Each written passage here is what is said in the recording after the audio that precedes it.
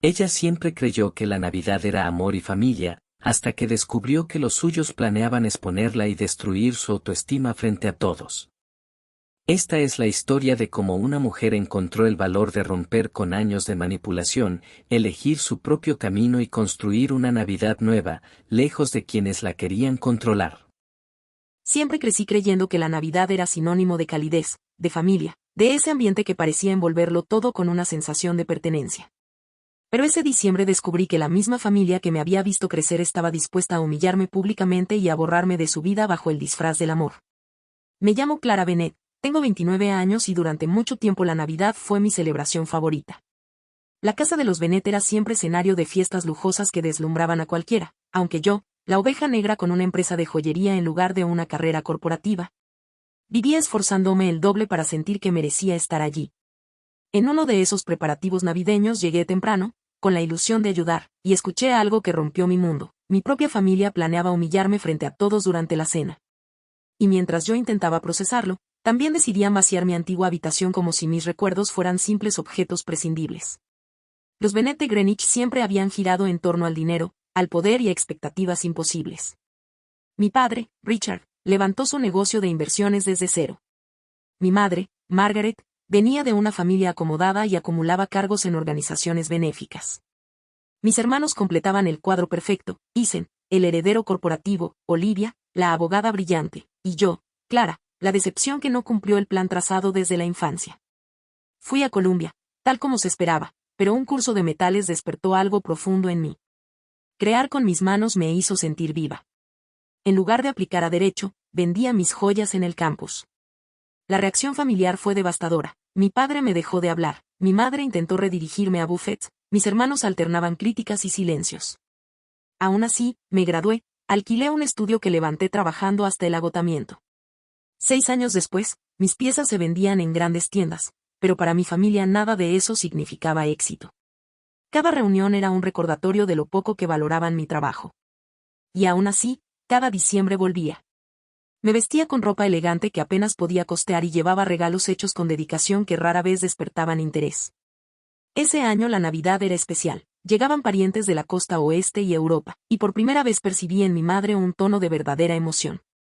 Ese pequeño gesto me hizo creer que quizá esta vez sí verían mi esfuerzo. Pasé meses creando piezas personalizadas para cada invitado, pensando que tal vez, por fin, pertenecería. Con esa esperanza conduje hasta Greenwich el 18 de diciembre a las 2:15 de la tarde. La mansión brillaba con decoraciones impecables.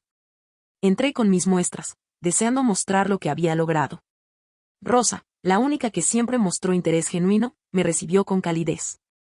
Pero en la cocina, mi madre y Olivia apenas me miraron. Me informaron que dormiría en un cuarto de huéspedes, no en mi antigua habitación, ahora convertida en espacio de almacenamiento. Ningún saludo, ninguna muestra de interés por mi viaje, ni una referencia al hecho de que esa habitación había sido mía durante 19 años. Intenté mantener la compostura y ofrecer un comentario amable sobre la casa, buscando suavizar el ambiente, pero Olivia apenas alzó los ojos para examinarme y señalar que parecía agotada. Como si vivir en la ciudad me estuviera desgastando. La frase cayó como un juicio encubierto y tuve que fingir una sonrisa antes de mencionar que el negocio estaba yendo bien, que traía muestras de los regalos que había preparado para todos. Mi madre descartó la idea con un gesto impaciente, ocupada en perfeccionar el menú del evento. El chef me lanzó una mirada llena de compasión silenciosa. Incluso un extraño parecía darse cuenta de mi exclusión. Me retiré diciendo que llevaría mis cosas arriba, sin recibir respuesta. El nudo familiar de decepción volvió a formarse en mi estómago, pero intenté ignorarlo, convencida de que en algún momento lograría conectarme con ellas. Después de instalarme en el cuarto de huéspedes, fui a buscar a mi padre y a mi hermano, deseando encontrar algo más cálido. Me dirigí al estudio de mi padre y, justo antes de tocar la puerta, escuché mi nombre en medio de una discusión. Me quedé inmóvil, con la mano suspendida, cuando oí a mi padre afirmar que debía aceptar que mi negocio de joyería era un pasatiempo sin futuro. La voz de Ethan continuó explicando que por eso había invitado a Steven, un asesor financiero, para presentar números reales durante una intervención planeada. Una intervención. Me quedé paralizada, escuchando desde la puerta entreabierta cómo detallaban esta estrategia para exponerme públicamente durante la cena de Navidad. Mi tío Daniel parecía dudar, pero mi madre defendía la idea con seguridad, insistiendo en que con toda la familia presente sentiría suficiente presión para tomar una decisión sensata. Mi padre mencionó incluso un puesto que podía conseguirme en una firma, algo modesto pero, según ellos, más digno. Olivia intervino para recalcar que necesitaban ser totalmente francos, burlándose de que yo mencionara a mis seguidores en redes como si eso definiera éxito. Sus risas me atravesaron como fragmentos de vidrio.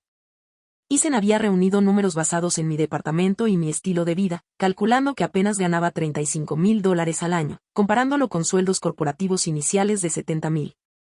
Me evaluaban como una ecuación incompleta. Mi madre insistió en que debía sentir el peso de las expectativas familiares y que mi trabajo era vergonzoso frente a los logros de otros conocidos.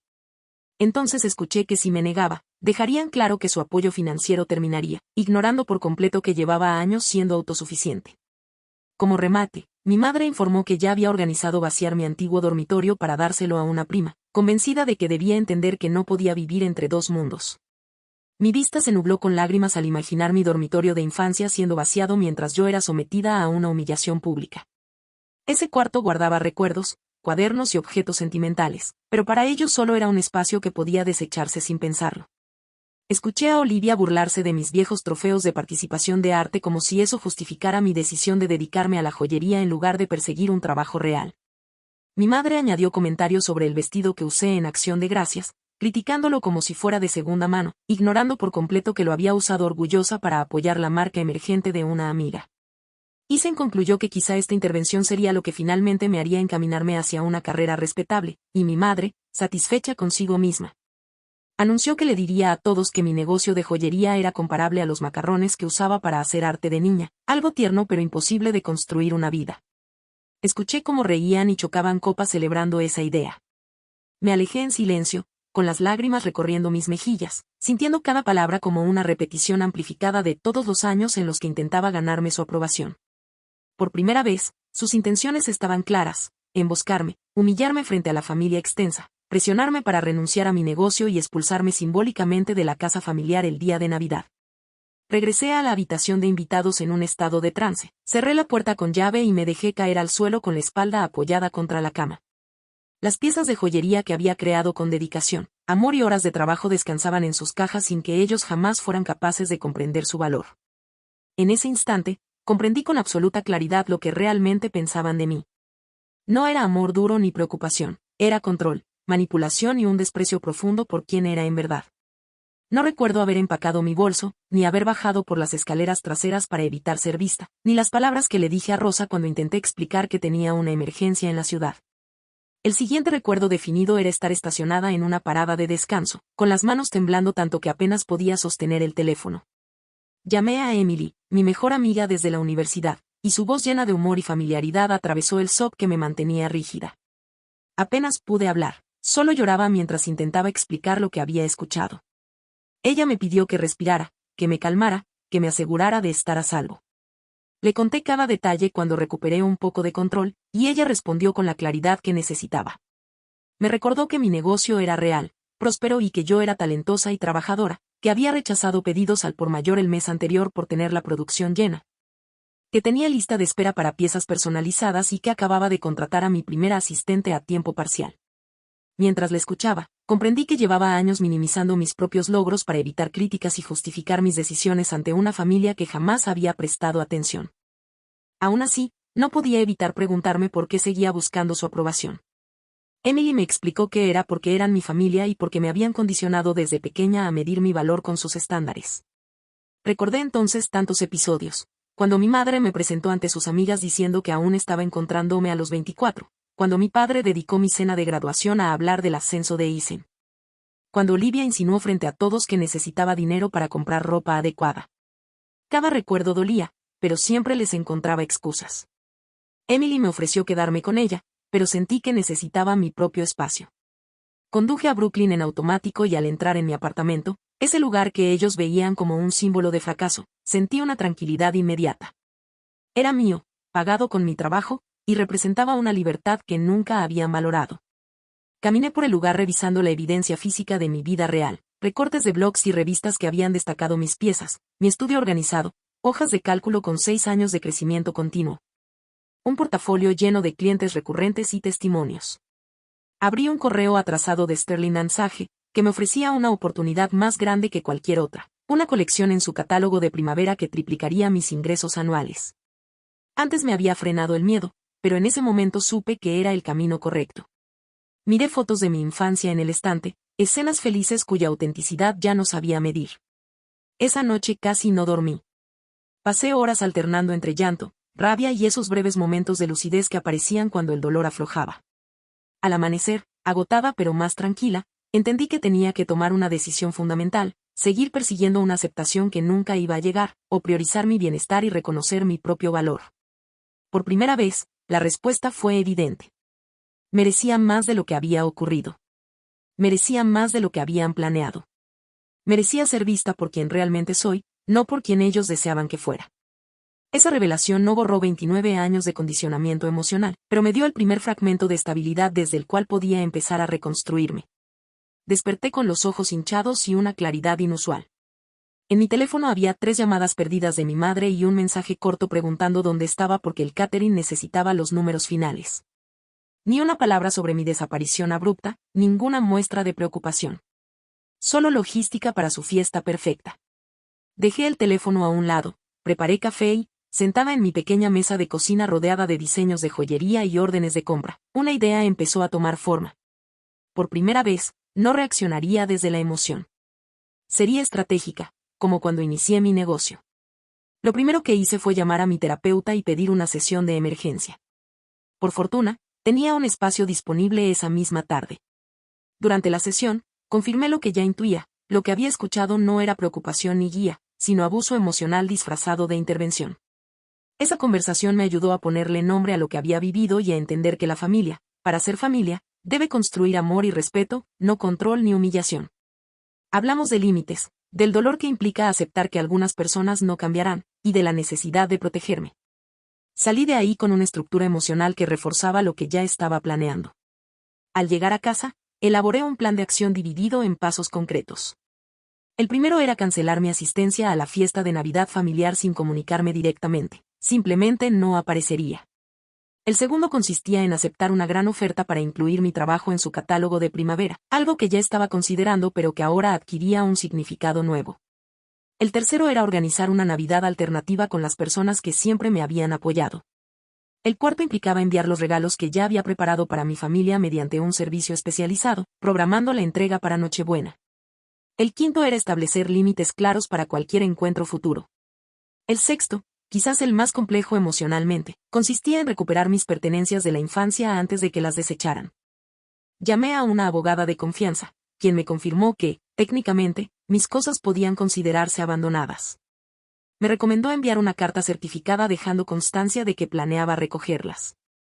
Lo hice de inmediato, detallando cada objeto con valor sentimental, cuadernos, álbumes, dibujos y mis primeros materiales de joyería. Luego llamé a Emily para contarle mis planes, y ella ofreció la cabaña vacacional de su familia para nuestra Navidad alternativa. La idea encajaba perfectamente. Me comuniqué con las personas que realmente habían sido mi red de apoyo, Noah, mi primer socio minorista, Claire, colega artesana, y Adam, el esposo de Emily, quien me ayudó desde los inicios de mi emprendimiento. Aceptaron sin dudar. Para los regalos familiares, contraté un servicio de entrega de alta gama cuyo personal se comprometió a entregar cada paquete cuidadosamente envuelto el día exacto. Cada paso del plan me dejaba una mezcla de dolor y libertad. Dolor por la familia que siempre quise tener y que nunca tuve, libertad por haber dejado de intentar encajar donde no pertenecía. Los siguientes días me dediqué a preparar nuestra celebración alternativa, comida, actividades y pequeños regalos hechos a mano. Me mantuve ocupada, consciente de que detenerme demasiado me arrastraría otra vez hacia la duda. 3 días antes de Navidad, recibí la respuesta a mi carta certificada. No fue de mis padres, sino de su abogado, indicándome que podía recoger mis cosas después de las fiestas, supervisada por un miembro del personal. El tono frío confirmó que había tomado la decisión correcta. El 23 de diciembre cargué el auto con regalos, comida y ropa de invierno. Esa noche, observé mi árbol de Navidad, modesto pero elegante, símbolo de la vida que había construido sola. Por primera vez desde que supe de los planes de mi familia, estaba totalmente convencida de mi decisión. No volvería a moldearme según sus estándares. No volvería a justificar mis elecciones.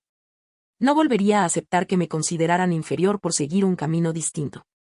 El día siguiente representaba el inicio de una tradición completamente nueva, construida sobre respeto genuino y cariño auténtico, no sobre deberes impuestos ni apariencias que nunca me habían pertenecido. Aunque la ruptura dolía, también se sentía como la primera Navidad verdaderamente mía en toda mi vida adulta. El 24 de diciembre amaneció brillante, perfecto para el viaje. Se esperaba nieve para esa noche, la clásica Navidad blanca que todos sueñan pero rara vez ocurre en la ciudad. Terminé de acomodar todo en el auto y di una última mirada a mi departamento, lleno de decoraciones hechas a mano y guirnaldas naturales que mi madre habría considerado demasiado artesanales. Para mí, en cambio, todo se sentía exactamente correcto. El trayecto hacia el norte fue tranquilo, con música navideña acompañándome mientras el paisaje se transformaba poco a poco del cemento urbano a un campo cubierto de blanco. Al mediodía llegué a la cabaña, una construcción de madera escondida entre árboles nevados, con humo saliendo de la chimenea, señal de que alguien había llegado antes. Emily había venido temprano con Adam para encender el fuego y ordenar las compras. El interior era el refugio invernal perfecto, techos altos con vigas expuestas, una chimenea enorme crepitando, sofás acogedores y ventanas amplias que enmarcaban el bosque. Adam estaba en la cocina desocupando bolsas mientras la música navideña sonaba suavemente. A lo largo del día fueron llegando los demás. Noah envió cajas de vino del viñedo de su hermano, Claire apareció con sus pasteles y panes caseros, Brian y Caleb añadieron comida extra y decoraciones. Para las 4:30, mi familia elegida estaba reunida. La cabaña se llenó de risas, aromas cálidos y un tipo de tranquilidad que hacía mucho no sentía. Nadie mencionó a mi familia biológica hasta que yo misma lo saqué. No hubo preguntas tóxicas disfrazadas de preocupación ni comparaciones sobre mi carrera o mis decisiones de vida. El contraste con mis navidades anteriores era abismal. A las 7 en punto, justo cuando imaginé que en casa de mis padres estarían empezando los aperitivos de Nochebuena, mi teléfono comenzó a sonar. Como esperaba, Olivia llamó primero. Me aparté a uno de los dormitorios antes de contestar. Ella quería saber dónde estaba, molesta más que preocupada. Yo simplemente le dije que no asistiría a la Navidad. Su incredulidad fue inmediata. Insistió en que debía presentarme, que todos estaban ahí, que la abuela había preguntado por mí y que mi ausencia era irresponsable. No tardó en dejar ver el reproche habitual escondido detrás de cada palabra. Yo mantuve mi postura. Le dije que los regalos llegarían esa misma noche y que esperaba que los disfrutaran. Terminé la llamada antes de permitir que continuara. Después vinieron las llamadas de Isen y luego de mi padre, ambas enviadas directamente al buzón. La que sí contesté fue la última, la de mi madre, la que había anticipado desde el momento en que tomé la decisión de no presentarme. Su voz estaba tensa, cargada de ira contenida, exigiendo saber dónde estaba y recordándome que toda la familia estaba reunida y que el catering había preparado todo según un número exacto de asistentes. Para ella, mi ausencia era una falta monumental. Yo le respondí con la misma serenidad que había logrado construir durante esos días. Le expliqué que celebraría la Navidad en otro lugar. No tardó en reprocharme lo inapropiado de mi conducta. Pero para mí lo verdaderamente inapropiado había sido lo que escuché el fin de semana anterior en el estudio de mi padre, la intervención planeada para ridiculizarme por mis finanzas. La intención de obligarme a abandonar mi negocio para trabajar en la empresa familiar, la decisión de vaciar mi habitación para entregársela a mi prima mientras yo era sometida a esa humillación. Con esa claridad, le recordé cada uno de esos hechos. Su silencio confirmó lo que ya sabía. Acto seguido, recurrió a la excusa del amor disfrazado de preocupación. Enumeré, una por una, todas las veces que mis elecciones habían sido minimizadas o ridiculizadas. Todas las veces que mi negocio había sido tratado como un juego infantil. Ella cambió de táctica y me acusó de exagerar, de espiar, de dramatizar. Me pidió que dijera dónde estaba para hablarlo al llegar. Pero ya no tenía nada que discutir. Le dije que no asistiría a ningún evento donde no se me tratara como adulta capaz de tomar sus propias decisiones. Me advirtió que habría consecuencias si no aparecía. Por primera vez, esa amenaza no tuvo peso alguno sobre mí. Le respondí que no quedaban consecuencias que pudieran afectarme. Hacía años que me mantenía sola, ya estaban planeando quitarme mi habitación, respecto a la reputación familiar. Sabía que serían capaces de inventar cualquier justificación para encubrir mi ausencia. Por primera vez en mucho tiempo, dije la verdad sin miedo, merecía respeto, merecía apoyo, merecía un entorno donde mis decisiones no fueran motivo de vergüenza. Y como no podía obtener nada de eso de ellos, pasaría la Navidad con quienes sí me valoraban. Escuché voces al otro lado de la línea, un murmullo inquieto que reconocí al instante como el de mis familiares intentando descifrar lo que ocurría. Informé que sus regalos llegarían esa misma noche, recordándoles que había pasado meses diseñando cada pieza de forma personalizada y que dependía únicamente de ellos decidir si querían apreciarlas o no. Cuando comprendí que la conversación no iba a llevar a ningún lugar sano, la di por terminada y colgué. Me quedé sentada en el borde de la cama, con un leve temblor que no sabía si era miedo, adrenalina o una mezcla de ambos, pero también con una inesperada sensación de fuerza. Como si algo dentro de mí hubiera encajado por fin después de años de intentar sostener lo insostenible. Emily apareció después de un suave golpecito en la puerta. Notó en mi rostro y en el tono de mi voz que algo importante había sucedido. Sentí su mirada atenta y cálida, y al recibir la copa de vino que me ofreció, comprendí que acababa de hacer algo grande para mí misma, enfrentar a mi madre sin retroceder. Cuando regresé con el grupo, todos continuaban en su ambiente relajado y festivo. Nadie exigió explicaciones. Simplemente me integraron, brindaron y me hicieron sentir parte real de ellos. Aún así, mi teléfono vibró en medio del bullicio. Mi hermano Isen me enviaba un mensaje breve, reconociendo que no todos habían estado de acuerdo con la intervención que mis padres habían planeado. Me pidió que lo llamara cuando estuviera lista, lo cual me sorprendió y, de cierta forma, me alivió.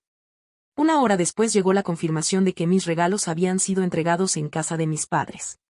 Imaginé a cada miembro de la familia abriendo las piezas que había creado con tanto detalle, acompañadas de mensajes que, sin agresividad, marcaban límites claros de cara a cualquier vínculo futuro. Por primera vez en mi vida, la víspera de Navidad transcurría exactamente como yo deseaba, rodeada de personas que me aceptaban sin condiciones.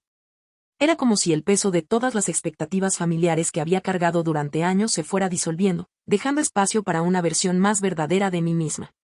La Nochebuena se volvió una celebración larga y hermosa. Cocinamos juntos, sin roles rígidos, sin perfección forzada. El vino fluía con naturalidad, las historias se entrelazaban y la cabaña se llenaba de risas sinceras. Cenamos a la luz de las velas, pasándonos los platos entre todos, lejos de los eventos impecables y fríos a los que estaba acostumbrada en mi infancia. Más tarde, ya en la sala, Adam avivó el fuego hasta lograr un resplandor acogedor. Afuera, la nieve caía lenta y silenciosamente. Emily propuso continuar la tradición de crear un adorno significativo para el año. Mientras trabajábamos, sentí una profunda sensación de pertenencia. El mío fue un ave dorada y azul saliendo de una jaula abierta, una imagen que hablaba por sí sola. Casi a medianoche, comenzaron a llegar mensajes de varios familiares. Mi tía Patricia expresó su indignación por el plan de mis padres. Un primo elogió mi trabajo y confesó que la cena familiar se volvió incómoda cuando mi madre anunció mi ausencia sin dar explicaciones. Las notificaciones continuaron durante horas y comprendí que mi decisión había provocado justo lo que mi madre temía, una fractura en la imagen perfecta de nuestra familia. Esa fachada por fin mostraba grietas.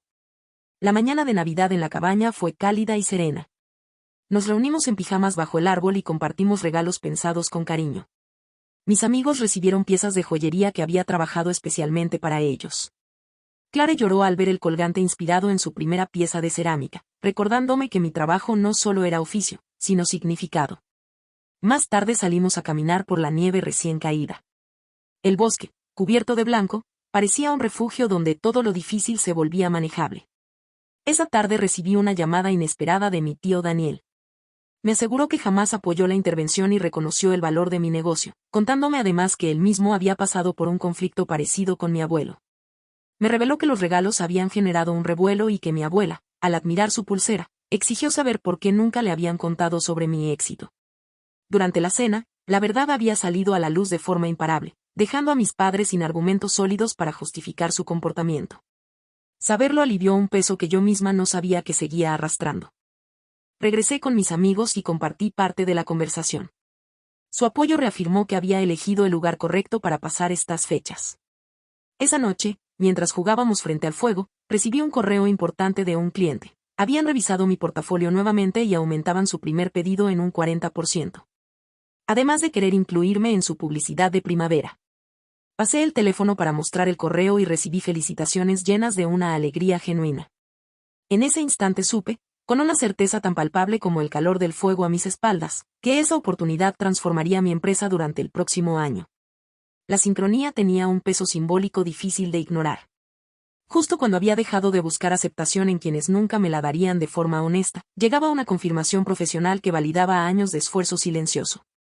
Comprendí la ironía. Al rechazar la Navidad de mi familia y la intervención que habían planeado, había despejado espacio interior para el tipo de éxito que ellos afirmaban querer para mí. Aunque ahora se manifestaba bajo mis propios términos, no bajo los suyos. Cuando todos se retiraron a sus habitaciones, me quedé frente a la ventana observando la nieve caer en la oscuridad. Sentí por primera vez, en toda mi vida adulta, una alineación profunda con mis decisiones, como si finalmente estuviera viviendo desde un centro propio en lugar de reaccionar a expectativas ajenas. El dolor del rechazo familiar seguía ahí, no desaparecido, pero reducido a un eco tenue bajo la plenitud del día. Me había elegido a mí misma y, al hacerlo, descubrí que estaba acompañada por personas que también me elegían por quien realmente soy. Enero llegó con días fríos, brillantes y limpios, casi como una página recién estrenada. 6 semanas después de aquella Navidad que cambió el rumbo de mi vida, me encontré de pie en mi nuevo taller, el doble de grande que el espacio anterior. Las amplias ventanas dejaban entrar una luz natural que hacía resplandecer los metales y gemas, y el área extra permitía trabajar a 3 asistentes conmigo. La expansión había sido necesaria gracias al pedido de mis clientes, y mis diseños tendrían un lugar destacado en un catálogo de primavera, alcanzando una audiencia nacional. Desde el anuncio de la colaboración, las consultas comerciales se multiplicaron por 4. Ya no era una artista intentando sobrevivir, era la dueña de un pequeño negocio en pleno crecimiento. Mi situación familiar también había cambiado.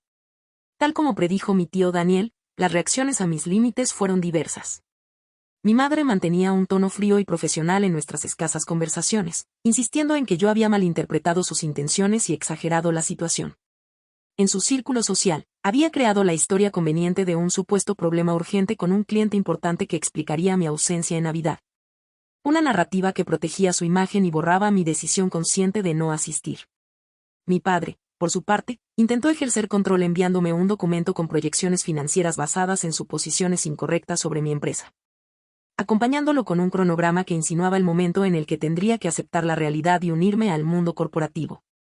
Respondí con educación y firmeza, dejando claro que mi negocio era rentable, sin ofrecer cifras que él pudiera manipular. Olivia permaneció distante, alineada con ellos. En cambio, Isen empezó a acercarse. Sus conversaciones conmigo se volvieron más abiertas y respetuosas, y la última vez incluso expresó admiración por el nivel de estrategia necesario para mi trabajo. Que reconociera auténticamente el valor empresarial detrás de mi arte significó más de lo que esperaba. La sorpresa más grande vino de mis familiares extendidos. Mi abuela me envió una carta manuscrita celebrando mi talento e invitándome a visitarla en Londres. Y varios primos encargaron piezas tratándome como una profesional. También programé la cita para recoger mis cosas de la infancia, tal como indicaba la carta del abogado. Fui con Emily en busca de apoyo emocional. No encontré a mi madre allí, en su lugar, había enviado a Rosa para supervisar. Ese gesto, pequeño pero significativo, fue lo más cercano que podía esperar a un reconocimiento de mis sentimientos. Rosa me ayudó a empacar con rapidez y complicidad, recordándome que mis herramientas de joyería casi habían sido donadas si no fuera porque ella intervino a mi favor. Me llevé cuadernos, fotos y recuerdos que ahora descansaban en mi departamento, donde los revisaba lentamente, guardando lo que aún tenía sentido y dejando ir lo que solo representaba una aceptación ficticia. Mis amigos, mi familia elegida, habían estado presentes en cada paso. La maravilla de nuestra Navidad en la cabaña nos llevó a decidir convertirla en tradición anual. Incluso varios de ellos buscaron terapia después de ver cómo yo trabajaba mis propios procesos con ayuda profesional.